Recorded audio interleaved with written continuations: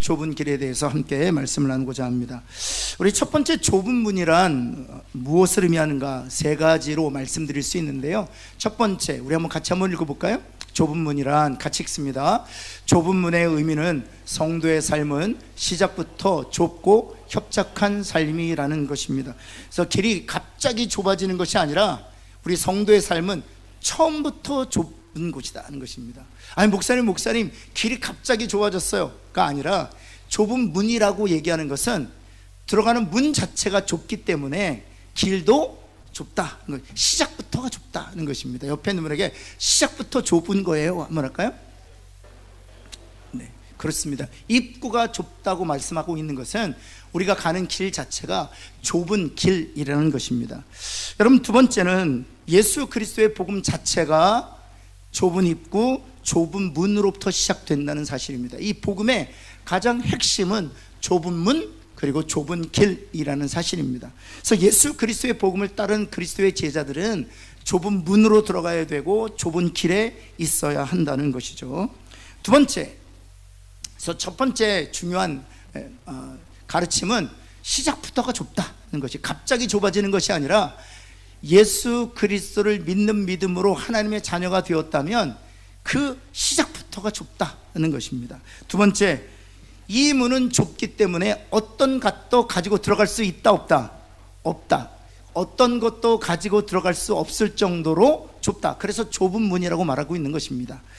여러분, 특별히 무엇을 가지고 들어갈 수 없는가? 우리 A번 한번 보시면은요, 세속적인 것들, 기성화된 것들, 대중의 길, 세상을 기뻐하는 것들, 다시 말해서 이 세상에 속한 것들을 가지고 들어갈 수 있다 없다? 들어갈 수 없다. 그래서 좁은 문이라고 설명하고 계시는 것입니다. 그래서 로마서 12장 2절에 하나님께서 바울 사도를 통해서 이렇게 말씀하셨죠. 같이 한번 읽겠습니다. 시작. 너희는 이 세대를 본받지 말고 오직 마음을 새롭게 함으로 변화를 받아 하나님의 선하시고 기뻐하시고 온전하신 뜻이 무엇인지 분별하도록 하라. 이 세대를 본받지 말라고 했죠. 여러분, 골로새서 표현을 빌어보면 위의 것을 생각하고 땅의 것을 생각하지 말라 말씀하셨어요. 그래서 좁은 문이라고 말씀하고 있는 것은 예수 그리스도의 제자로 살아간다는 것은 바로 이 세상에 속한 것들을 가지고는 예수의 제자로 살 수 없다는 것을 말하고 있는 것이죠. 여러분, 두 번째, 좀 더 구체적으로 말씀드리면 옛 아담 타락한 성품, 그리고 사실 그 타락한 성품의 가장 요체가 되는 것이 있다면 교만입니다. 여러분, 특별히 옛 아담 타락한 성품 하고 나서 교만이라고 얘기하는 것은 바로 이 교만이 바로 죄의 가장 근본적인 본성이기 때문에 그렇습니다. 여러분, 죄란 무엇입니까? 내가 하나님의 자리를 대신하는 것이 바로 죄입니다. 선악을 알게 하는 나무의 열매를 먹었다는 것은 무엇을 의미하는 것입니까? 선악을 심판하시는 분이 누구세요? 하나님이시죠. 그래서 선악을 알게 하는 나무의 열매를 먹었다는 것은 어떤 상징적인 의미를 가지고 있는가? 그 선악을 누가 판단한다는 것입니까? 이제는 하나님이 아니라 내가 판단한다는 것입니다. 따라서 심판의 주체가 하나님이 아니라 내가 심판하게 되었다는 사실이죠. 여러분, 그래서 나의 그 옛자 그리고 옛 성품을 이렇게 관찰해 보면 다 내가 심판하고 있는 거예요. 내가 어떤 기준이 돼서 다른 사람을 정죄하고 다른 사람을 심판하는 것입니다. 그리고 그것을 비판이란 도구로 행하고 있는 것이죠. 여러분, 따라서 이 교만한 성품, 그래서 선악의 기준이 되어서 정죄하고 심판하는 이 옛 아담의 성품을 가지고는 좁은 문으로 들어갈 수 없다는 사실입니다. 따라서 내가 좁은 문으로 들어가 좁은 길에 있는가를 우리가 스스로 심사하기 위해서는 내가 선악의 기준이 되었는가, 그래서 내가 비판을 정죄와 심판의 도구로 사용하고 있는가, 원수를 사랑하지 못하고 오히려 원수를 비방하고 있는가, 스스로를 그런 말씀을 통해서 점검할 필요가 있다는 사실입니다. 그래서 에베소서 4장 22절 말씀 한번 보시면은요, 우리 한번 같이 한번 읽어볼까요? 시작. 너희는 유혹의 욕심을 따라 썩어져가는 구습을 따르는 무엇을 벗어버리고 그 옛사람을 벗어버리고, 옛사람의 여러 가지 모습이 있지만 그 중에 가장 핵심적인 그 요소가 있다면 바로 그 교만의 마음이라는, 하나님의 자리에 내가 앉아서 내가 선악의 기준이 되어 내가 판단하고 있는 모습을 말하는 것이죠. 우리 마태복음 5장 3절, 그래서 말씀하시는 것입니다. 같이 한번 읽어볼까요? 시작. 심령이 가난한 자는 복이 있나니 천국이 그들의 것. 누가 복이 있다고요? 심령이 가난한 자라는 거예요. 나도 죄인이라는 사실, 나도 하나님에 의하여 선악간의 심판을 받을 수밖에 없는 죄인이라는 사실. 그러나 하나님께서 예수 그리스도를 우리에게 보내주셔서 그 예수 그리스도로 말미암아 우리의 죄를 대신하시고 우리를 하나님의 자녀로 속량해 주셨다는 사실을 인정하고 겸손하게 하나님 되심을 인정하는 자, 그가 바로 심령이 가난한 자라는 것이죠. 그래서 팔복의 산상수훈의 첫 문을 심령이 가난한 자로 열고 있는 것입니다. 옆에 있는 분에게 심령이 가난한 자로 삽시다 한번 할까요? 그것을 우리가 한 단어로 얘기하면 무엇이라고 얘기할 수 있습니까? 그렇죠, 겸손이라고 얘기할 수 있는 것이죠. 그래서 옛 사람의 가장 핵심적인 요소가 교만이라면 새 사람의 가장 핵심적인 성품은 겸손이라는 것입니다. 여러분, 그리고 마가복음 8장 34절 주님께서 이렇게 말씀하셨습니다. 같이 한번 읽겠습니다. 시작. 누구든지 나를 따라오려거든 자기를 부인하고 자기 십자가를 지고 나를 따르는 것. 자기를 부인한다는 것은 무엇을 의미하는 것입니까? 좀 더 이 말씀의 맥락에 비추어서 보면 내가 선악간의 기준이 되어서 내가 판단자의 자리를 대신하는 것이 아니라, 그래서 자기를 부인하고, 왜냐하면 우리는 우리의 육체를 부인할 때 예수 그리스도가 지신 십자가를 쫓을 수 있거든요. 그래서 우리가 우리 자신을 부인한다는 것은 죄로 말미암아 부패하고 타락한 그런 옛 자를 부인해야 한다는 것입니다. 여러분, 우리가 판단할 때마다, 또 비판이라는 도구를 통해서 남을 정죄하고 심판하려고 할 때마다 꼭 기억하셨으면 좋겠어요. 저뿐만 아니라 우리 모든 성도들이 마음에 이렇게 자각해야 되는 것이 있는데, 그 순간 내가 하나님의 자리에 대신 앉았구나 라는 사실을 자각하고 우리가 기도해야 합니다. 하나님, 제가 교만하지 않게 하여 주시고 선악간에 내가 재판관 역할을 하지 않게 하여 주옵시고, 나를 재판하실 수 있는 분이 하나님이라는 사실을 알고 하나님 앞에서 겸손하게 하여 주옵소서. 그런 기도가 저와 여러분에게 있기를 예수 그리스도의 이름으로 축원합니다. 옆에 있는 분에게 우리 교만하지 말고 겸손합시다 한번 할까요? 그렇죠. 이런 맥락에서 보면 주님께서 하신 말씀이 다 이해가 돼요. 원수를 사랑하라, 그리고 원수를 원수로 갚지 마라, 그리고 그 원수 갚는 것은 누구에게 맡기라? 하나님께 맡기라. 우리에게 그 원수 갚는 일을 맡기지 않으셨다. 왜냐하면 선악간의 기준이 되는 것을 우리에게 맡기지 않으셨기 때문입니다. 우리 그리스도인들이 세상을 심판할 수 없습니다. 또 지체가 지체를 심판할 수 없습니다. 여러분, 지체를 심판하고 이 세상을 심판하실 수 있는 오직 한 분은 바로 심판주로 오시는 예수 그리스도밖에 없는 줄을 믿습니다. 그래서 심판하려고 들을 때마다 우리 스스로 자각해요. 내가 하나님의 자리를 내가 대신하고 있구나. 내가 심판의 기능을 하나님께서 우리에게 맡기신 적이 없구나. 내가 오히려 원수를 사랑하고 죄 지은 자를 사랑으로 그 허물을 덮는 일이 우리에게 맡겨진 일이구나. 다시 한번 깨닫고 그렇게 순종하실 수 있기를 바랍니다. 한번 따라해 볼까요? 심판하기보다는 사랑으로 허물을 덮어야 합니다. 네, 그렇습니다. 이것이 바로 겸손한 자의 열매라는 사실, 겸손한 자의 열매라는 것입니다. 여러분, 그래서 이 문으로 들어가기 위해서는 이 교만을 다 내려놓아야 한다는 것입니다. 그리고 세 번째, 이 문은 어렵습니다. 왜냐하면 종종 고난과 박해를 수반하기 때문이라는 사실이죠. 우리 디모데후서 3장 12절 말씀 한번 볼까요? 우리 한번 같이 한번 읽겠습니다. 시작. 무릇 그리스도 예수 안에서 경건하게 살고자 하는 자는 박해를 받으리라. 예, 그렇습니다. 무릇 그리스도 예수 안에서 경건하게 하자는 자는 박해를 받습니다. 여러분, 특별히 여러분 이슬람이 다스리고 있는 지역에서 예수 믿는 자로 살아간다는 것이 얼마나 힘든 일입니까? 박해와 핍박을 종종 사회적으로 고립되기도 하고요, 가족에서 쫓겨나기도 하고요, 심지어는 여러분 부모가 딸을 명예살인하기도 합니다. 왜냐하면 예수 그리스도를 믿는 이유로 인해서 우리 가문을 더럽혔다는 죄목으로 아비가 딸을 죽이는 경우도 허다합니다. 여러분, 우리는 어떻습니까? 우리가 믿음대로 사업하고 믿음대로 장사할 때 보면 주변에 있는 사람들이 시기하고 질투하기도 하고요, 또 뿐만 아니라 함께 동역하고 동업자들로부터 박해와 핍박을 당하기도 합니다.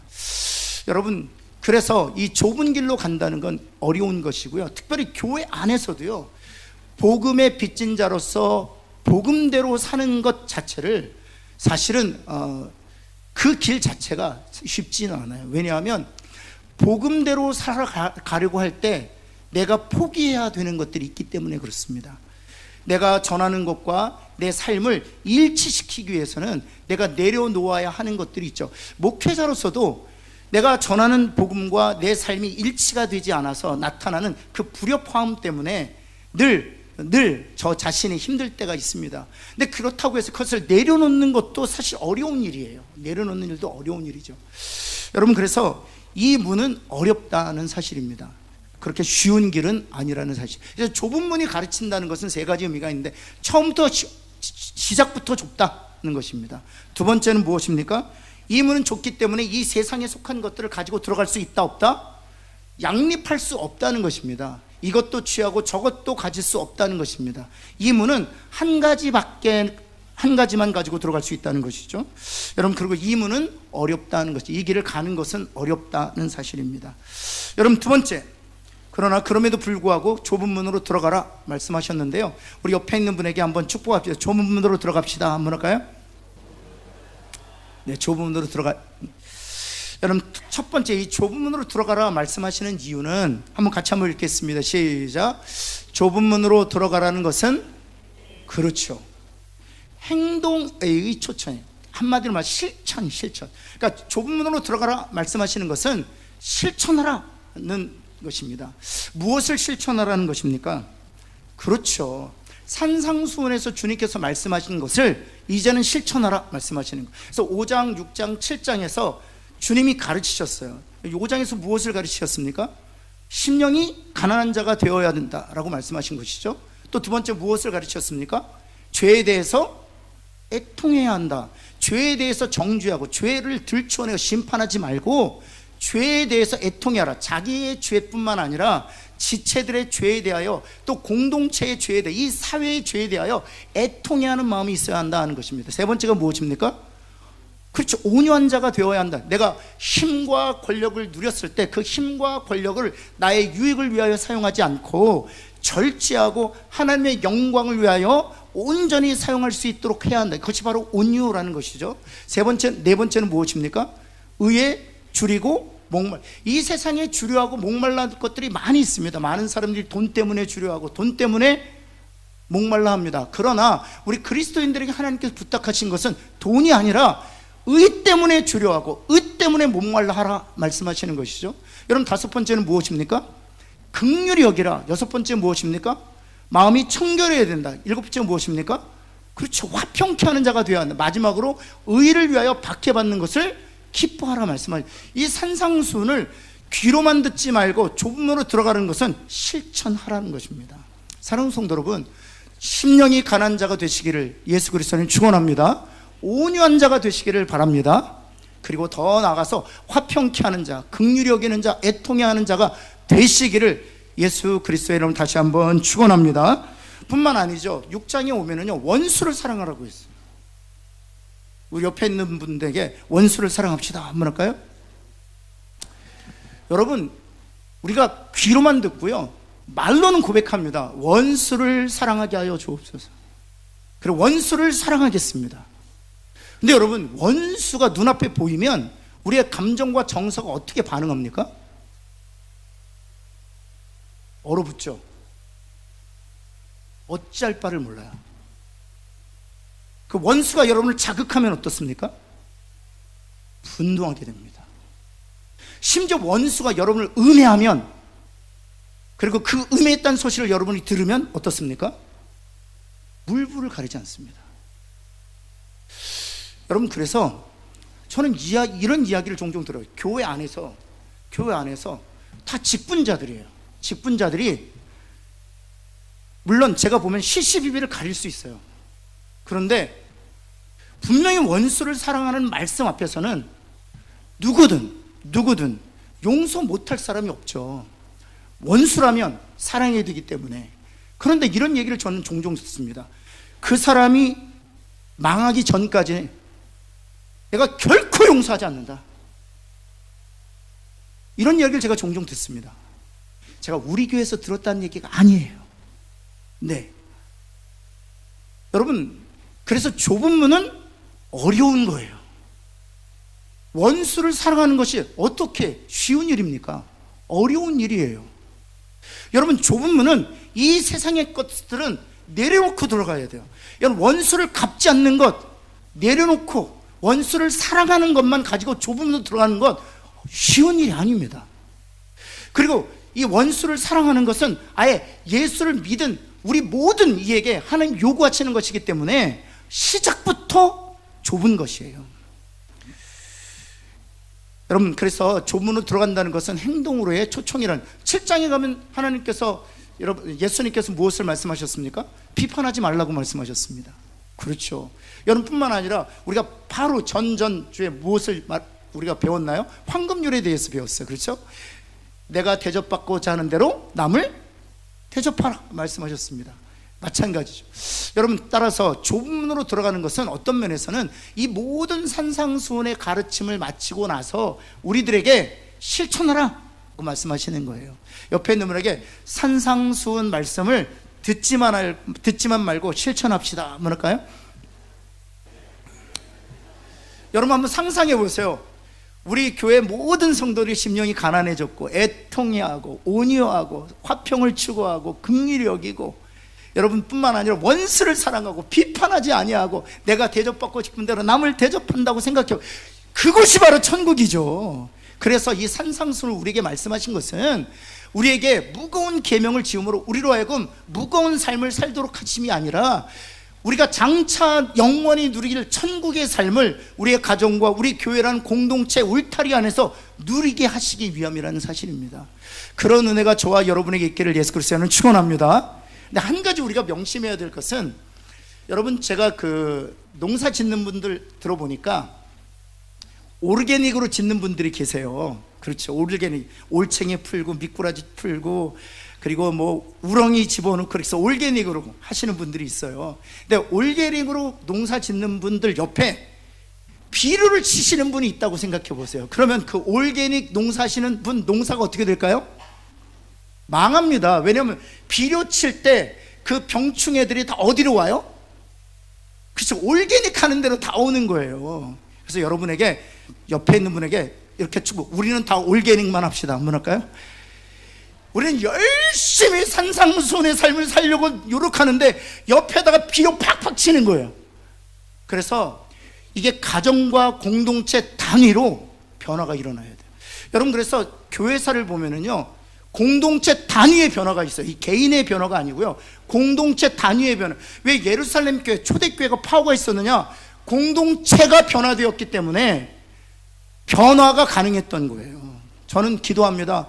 우리 교회 공동체가 변화되기를. 그래서 우리 교회 안에 들어있는 사람들은 산상수훈에서 말씀하신 그 말씀을 실천하는, 좁은 문, 좁은 길로 들어가는, 그리고 그 좁은 문과 좁은 길에서 사는 그런 결단과 실천이 있는 교회가 되기를, 그런 공동체의 개혁과 변화가 있기를 예수 그리스도는 다시 한번 축원합니다.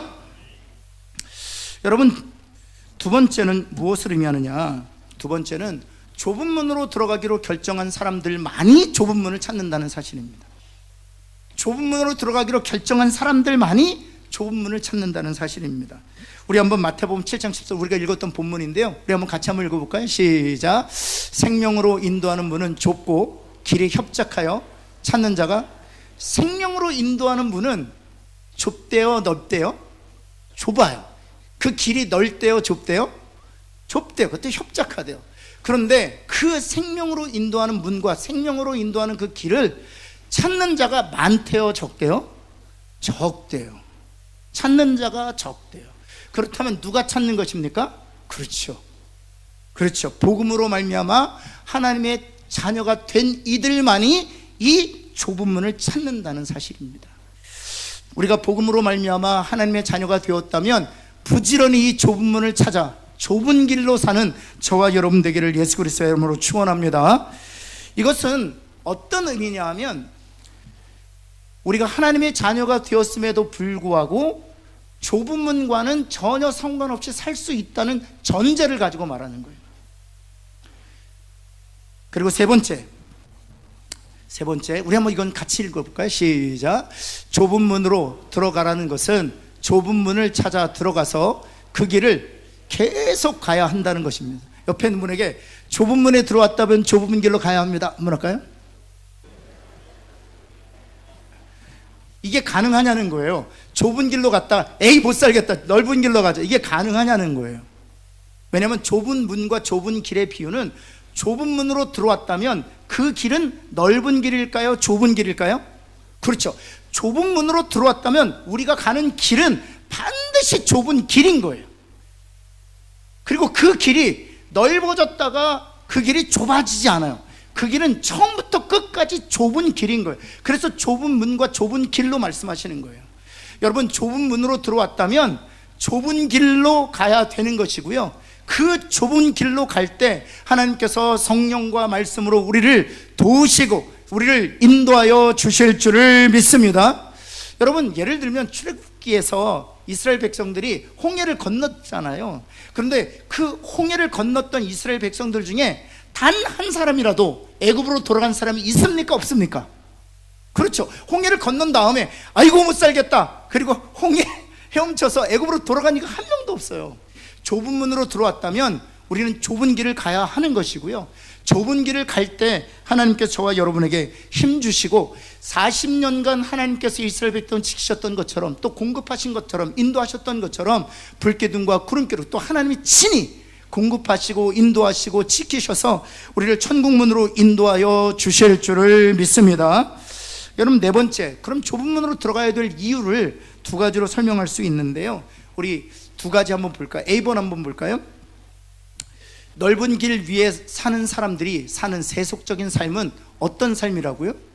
부패하고 타락한 삶입니다. 기독교인의 삶은 영광스러운 삶입니다. 여러분, 심령이 가난한 사람, 온유한 사람, 애통해하는 사람, 화평을 추구하는 사람, 긍휼히 여기는 사람, 의에 줄이고 목말라는 사람, 정말 영광스러운 삶입니다. 우리가 다 존경하고 우리가 정말 이렇게 경애하는 그런 인물들을 보면 다 산상수훈의 삶을 살았던 사람들입니다. 원수를 사랑하고, 그 손양원 목사님, 그렇죠? 자신의 동인과 동수 두 아들을 죽인 그 사람을 자신의 양자로 입적했던, 사랑의 원자탄이라고 불렸던 이 손양원 목사님을 존경하는 이유는 그가 바로 원수를 사랑하는 산상수훈의 가르침을 실로 살았기 때문에, 좁은 문으로 들어갔기 때문입니다.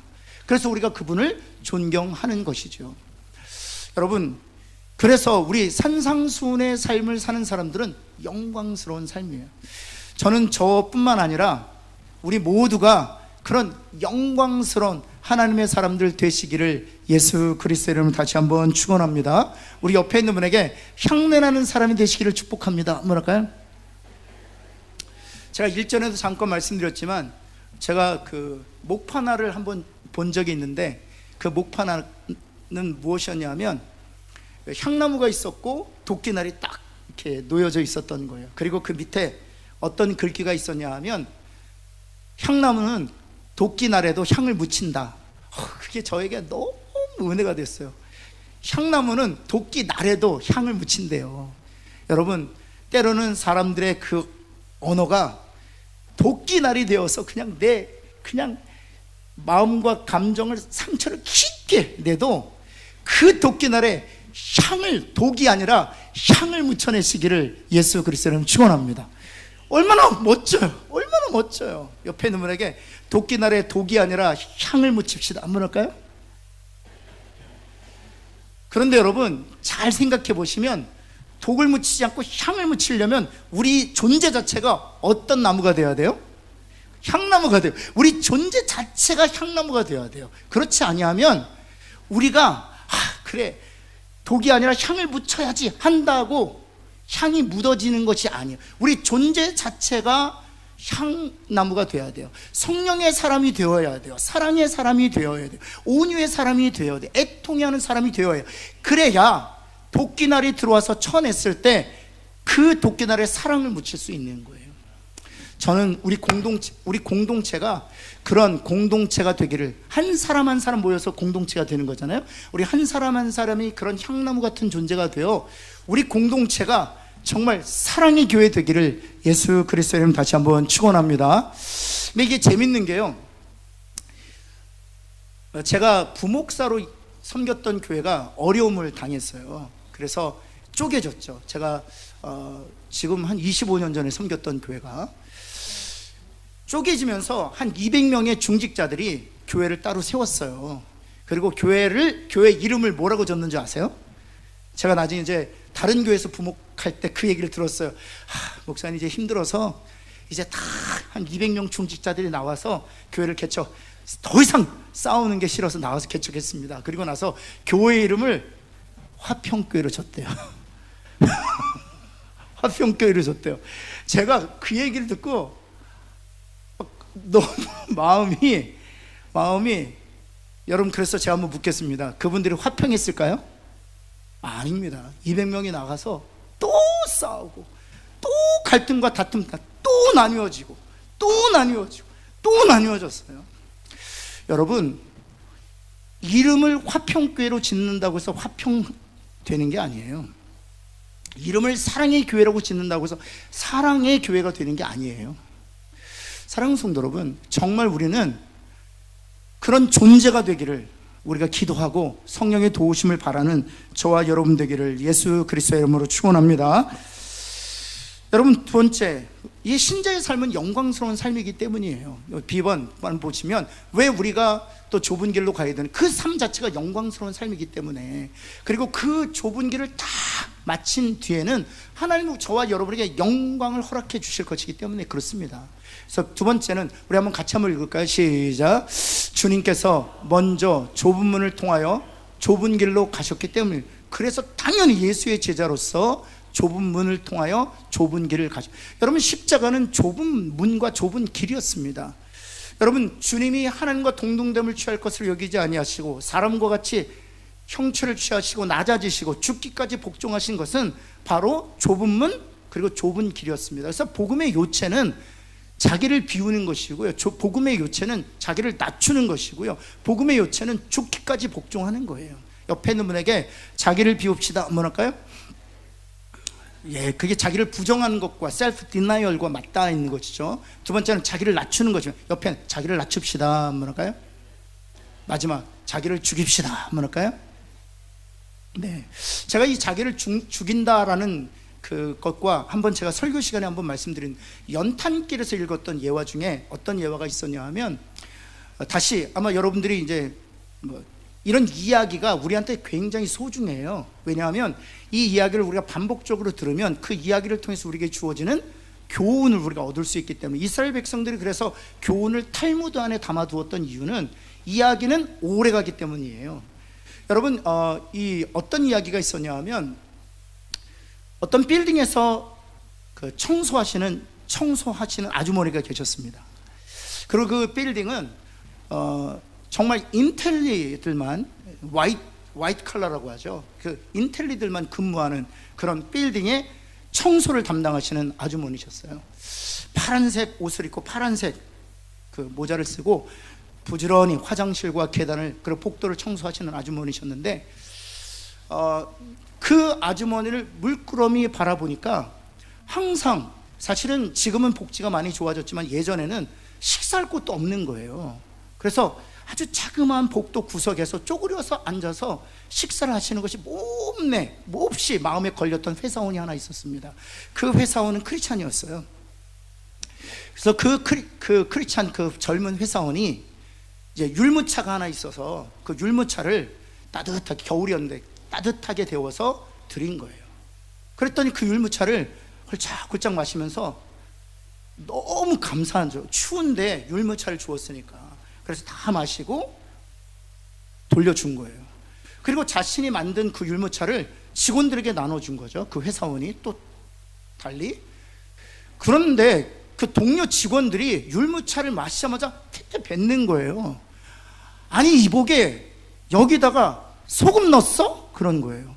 탕비실에 가서 설탕을 넣어야 되는데 소금을 넣은 거예요. 근데 그 청소하시는 아주머니는 그 짠 율무차를 다 드신 거예요. 알고 보니까 그 청소한 아주머니도 크리스찬이었던 거예요. 그리고 그 회사원이 글을 써서 제보한 거죠. 그게 이제 연탄길이라는 책에 기록이 된 것인데요.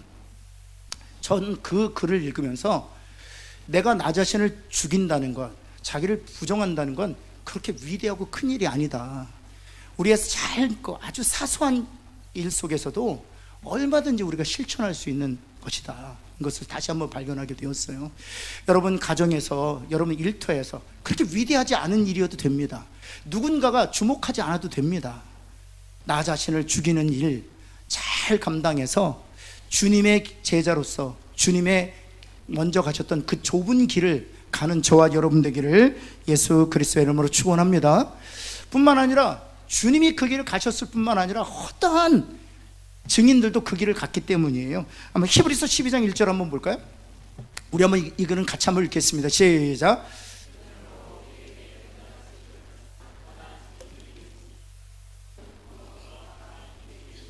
벗어버리고 인내로서 우리 앞에 당한 경주를 하며, 여기에 보면 우리에게 구름같이 둘러싼 허다한 누가 있다고요? 그래요. 우리 눈에 보이지 않지만 허다한 증인들이 구름처럼 우리를 둘러싸고 있다는 것입니다. 여러분, 그들이 구름처럼 우리를 둘러싸고 있는 이유가 뭘까요? 저는 그 올림픽의 마라톤이 꽃이잖아요. 근데 마라톤이 막 혼자 뛰어요. 그렇죠, 혼자 뛰어요. 그러다가 42.195를 그렇게 뛰다가 스테디움에 딱 들어가게 되면 그 수많은 그 스테디움에서 기다리고 있었던 사람들이 함성을 질러요. 함성을. 그러면 이 올림픽 마라톤 주자들이 막 힘에 겨워서 막 이러고 있다가 그 함성을 들으면 더 빨리 뛰는 거예요. 여러분, 하나님께서 히브리서 기자를 통해서 우리 눈에 보이지 아니한, 그러나 실지 않은 이 허다한 증인들이 구름처럼 우리를 둘러싸고 있다고 말해주고 있는 것은 우리가 홀로 그 길을 가고 있지 않다는 거예요. 허다한 증인들, 그 증인들 중에는 모세도 있고요, 그 증인들 중에서는 이미 좁은 길을 지나갔던 요셉도 있습니다. 다윗도 있습니다. 베드로도 있고요, 바울도 있습니다. 그들이 우리가 좁은 길, 그리고 좁은 문으로 갈 때 우리에게 박수를 보내주면서 환호성을 질러주는 소리를 들으면서 힘내서 달려가는 저와 여러분 되기를 예수 그리스도는 축원합니다. 뿐만 아니라 다섯 번째 한번 볼까요? 다섯 번째, 여러분, 좁은 문으로 들어가지 않는 것은 우리가 이미 어느 길 위에 있기 때문입니까? 그렇죠. 넓은 길 위에 있고요, 넓은 길 위에 있는 것이 익숙하기 때문이에요. 그리고 넓은 길 위에 있는 것이 좋기 때문이에요. 여러분, 원수를 사랑하는 것과 원수에게 보복하는 것과 어느 것이 쉬울까요? 어느 것을 원할까요? 물론 여러분이 보복할 능력이 없어서 보복을 못하는 거 말고, 내가 보복할 능력도 있어요, 보복할 힘도 있어요, 보복할 권력도 있어요. 그 상태에서 보복하는 것과 사랑하는 것, 어느 것이 쉬울까요? 보복하는 건 훨씬 쉽죠. 여러분, 그런데 우리에게 말씀하시는 것입니다. 그렇지 못하는 이유는 이미 넓은 길 위에 있는 것이 익숙하기 때문이에요. 여러분, 비판을 통해서 누군가를 심판하고 정죄하는 것이 너무나도 우리는 익숙해요. 너무나도. 그래서 우리가 우스갯소리를 그러잖아요. 이렇게 같이 뒷담화 하다가 자리 뜨지 못하고 그 자리에 있는 거 우리가 농담 삼아서 하잖아요. 내가 떠나면 또 내 뒷담화 할까봐 그 자리를 못 떠나는 거예요. 여러분뿐만 아니라 우리가 다른 사람 뒷담화 하다가 헤어질 때 우리 이미 경험하지 않았습니까? 성숙한 그리스도인들은 속이 안 편해요. 그리고 하나님 앞에서 다시 결심하죠. 하나님, 제가 다시는 뒷담화하지 않겠습니다. 그리고 또 뒷담화하잖아요. 왜냐하면 우리가 넓은 길 위에 이미 익숙해져 있고 그것이 그냥 자연스럽게 배어나오기 때문인 것이죠. 여러분, 우리가 정말 그럴 때마다 우리가 기억하시고, 내가 넓은 길 위에 있구나, 좁은 길로 가야 되겠다라고 다시 결단하는 저와 여러분 되기를 간절히 소원합니다. 여러분, 여섯 번째가 굉장히 중요해요. 여섯 번째는 우리 한번 같이 한번 읽겠습니다. 굉장히 중요합니다. 이게 복음과 관련되고 복음과 좁은 문이 어떤 연관성이 있는가를 설명해 주는 건데요. 같이 한번 읽겠습니다. 시작.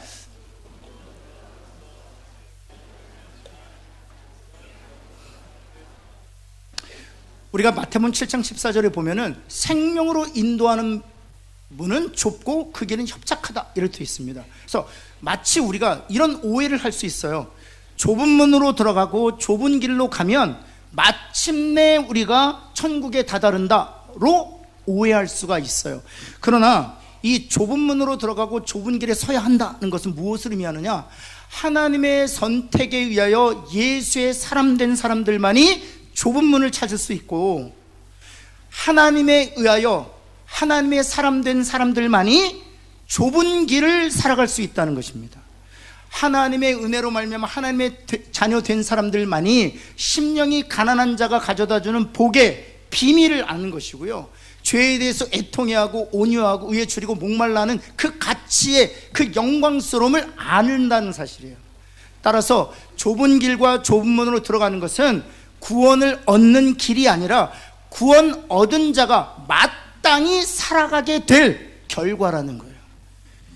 여러분, 우리가 구원받은 자로서 그 마땅한 결과로 좁은 문으로 들어가 좁은 길을 가는 저와 여러분 되기를 간절히 소원합니다. 그래서 좁은 문으로 들어가 좁은 길 위에서 산다는 것은 내가 구원받은 자라는 사실을 세상에 선포하고 선언하는 행위라는 사실이죠. 우리 7번 한번 볼까요? 7번, 이제 7번으로 가보겠습니다. 우리 7번, 좁은 문으로 들어가 좁은 길을 가는 자들은 같이 한번 읽어볼까요? 시작. 주님을 따르고 싶어하는 자들이요, 따르려고 애쓰는 자들이에요. 주님을 따르려고 하는 자들은 좁은 문으로 들어가기를, 그리고 좁은 길에서 살기를 결정하고 그리고 원하고 소망한다는 사실입니다. 여러분, 예수 그리스도의 제자들이 그렇게 살았어요. 그리고 우리의 신앙의 선배들이 좁은 문, 좁은 길로 살았습니다. 여러분, 주기철 목사님이 그렇게 살았죠. 좁은 문, 좁은 길로 들어가 살았습니다. 우리의 신앙의 선배들을 보면 정말 믿음 좋고 신앙 좋았던 구원받은 하나님의 사람들은 하나같이 넓은 문이 아니라 좁은 문, 넓은 길이 아니라 좁은 길로 살았던 것을 우리가 기억하죠. 여러분, 8번 한번 넘어가겠습니다. 같이 한번 읽을까요? 시작. 이것도 중요해요. 이것 굉장히 중요해요. 여러분, 복음과 관련해서 이 8번의 교리가 굉장히 중요한데, 좁은 길에서 실패하고 시험에 빠질 수 있어요. 옆에 있는 분에게 좁은 길을 가다가 시험에 들 수 있습니다. 한번 할까요? 한번 옆에 실패도 할 수 있습니다. 그럴까요? 그럼 우리가 넓은 길로 갔냐는 거예요. 그 시험 받은 순간, 그 실패한 순간, 그 순간 그리고 넓은 길로 갔냐는 거예요. 아니요. 좁은 길에서 실패하고 좁은 길에서 실수한 거야. 그것은 넓은 길이 아니라 넓은 길로 데려가지 않는다는. 그래서 하나님의 은혜로 말미암아 하나님의 자녀가 된 자들은 좁은 문으로 들어간 자들이요, 좁은 길에 선 자들이요, 우리는 결코 다시 되돌아갈 수 있다 없다. 옆에 있는 분에게 돌아올 수 없는 강을 건넌 당신을 축복합니다. 한번 할까요? 절대로. 한 번은 제가 어느 목사님 설교를 들었는데 너무 좋았어요. 너무 좋았어요. 어떤 말씀을 하냐 하면, 하나님께서 저와 여러분들을 붙잡으실 때 팔을 붙잡지 않으셨대요. 하나님께서 저와 여러분을 붙잡으실 때 다리를 붙잡지 않으셨대요. 왜냐하면 하나님께서 만일 저와 여러분을 그리스도 안에 붙잡으셨을 때 손 붙잡고 우리를 손을 붙잡고 당신의 자녀 삼으셨다면 우리는 손을 끊고 도망갔을 거라는 거예요. 그리고 다리를 붙잡았으면 우리는 서슴없이 다리를 도끼로 찍고 도망갔을 거라는 거예요. 그만큼 우리는 죄인이고 부패한 사람. 근데 하나님은 너무나도 지혜롭게 우리의 목을 붙잡으셨대요. 목을 붙잡으셔서 결코 목을 칠 수 없다는 거예요. 이건 무엇을 강조하려고 하시느냐? 하나님의 선택을 되물릴 수 있는 것은 있다 없다? 없다는 거예요. 하나님의 선택에 의해 하나님의 자녀가 된 이는 실은 좁은 문에 있는 자, 좁은 문으로 들어간 자요, 우리는 좁은 길을 살아가는 자들입니다. 그래서 우리들에게 요구하시는 것이 심령이 가난한 것, 그리고 온유한 것, 애통하는 것, 화평을 추구한 긍휼히 여기는 것, 의에 줄이고 목말라는 것을 우리에게 요구하시는 것, 원수를 사랑하고 비판하지 말 것을 요구하는 것이에요. 여러분, 하나님께서 저와 여러분에게 천국의 복된 삶을 오늘의 삶에서 누리게 하시기 위해 요구하시는 것들을 준행하는 저와 여러분 되기를 예수 그리스도는 다시 한번 축원합니다. 마지막 9번입니다. 9번도 너무 중요한데요. 그래서 우리가 예배를 드리는 이유와 목적이 이 좁은 길과 좁은 문과 관련해서 이렇게 설명할 수 있습니다. 같이 한번 읽겠습니다. 시작. 예배는 성도로 하여금 객관적으로 좁은 문이 무엇인지를 깨닫게 하며 좁은 길을 걸어가는 성도에게 힘을 줍니다. 네, 사실은 제 목회 철학 중에 가장 중요한 철학 중에 하나가 예배입니다. 예배. 저는 예배를 굉장히 중요하게 여겨요. 여러분, 우리가 훈련 목회라고 얘기하는데, 여러분, 저는 예배를 통해서 모든 게 가능하다고 생각해요. 예배를 통해서 교제도 가능하고요, 예배를 통해서 훈련도 가능하고요, 예배를 통해서 사역도 가능합니다. 예배를 통해서 선교도 가능합니다. 여러분, 예배를 통해서 모든 게 가능해요. 왜냐하면 훈련 목회는 사실 훈련에 참여하는 몇몇 사람들에게만 유익이 돌아갑니다. 근데 예배는 모든 성도들이 드려요. 그래서 예배를 통해서 훈련하고, 예배를 통해서 사역하고, 예배를 통해서 선교하고, 예배를 통해서 전도하는 것이, 그리고 예배를 통해서 교제하는 것이 가장. 그래서 성경을 보면 초대교회에서는 예배밖에 없었어요. 날마다 예배 드렸다 이렇게 되어 있습니다. 왜냐하면 예배를 통해서 모든 것이 가능하기 때문에. 저는 우리 교회가 예배를 통해서 훈련도, 예배를 통해서 선교도, 전도도, 예배를 통해서 사역도 가능한 그런 예배 공동체 되기를 예수 그리스도는 축원합니다. 이런 예배의 목적이 있어요. 그런데 이 좁은 길과 좁은 문과 관련해서 이 예배가 어떤 기능을 하냐 하면, 예배를 잘 드리면 넓은 길이 무엇이고 좁은 길이 무엇인가를 객관적으로 보게 한다는 거예요. 이 예배를 통해서 진리의 말씀과 산상수훈에서 주시는 이 하나님의 말씀이 옳게만 증거되면 성도들로 하여금 넓은 길이 무엇인지 좁은 길이 무엇인지를 구분하고 분별하게 한다는 거예요. 저는 우리 예배가 그런 예배 되기를 예수 그리스도를 축원합니다. 어떤 예배는 무엇이 넓은 길이고 무엇이 좁은 길인지 애매모호하게 가르치는 경우, 아예 대놓고 넓은 문으로 들어가라고 가르치는 경우도 허다합니다. 그래서 여러분이 기도할 때 하나님, 다음 세대, 젊은이 세대, 우리 작년 예배마다 하나님 진리의 말씀이 온전하게 증거되어 이 예배를 통해서 좁은 문과 넓은 문이 무엇인지, 그리고 넓은 길에 산다는 것과 좁은 길을 간다는 것이 무엇인지 분별할 수 있는 성도들로 준비하게 하는 그런 예배가 되게 하여 주옵소서. 기도하는 저와 여러분 되기를 예수 그리스도는 축원합니다. 기도하겠습니다. 하나님, 주님 앞에 간절히 기도합니다. 주님, 그렇습니다.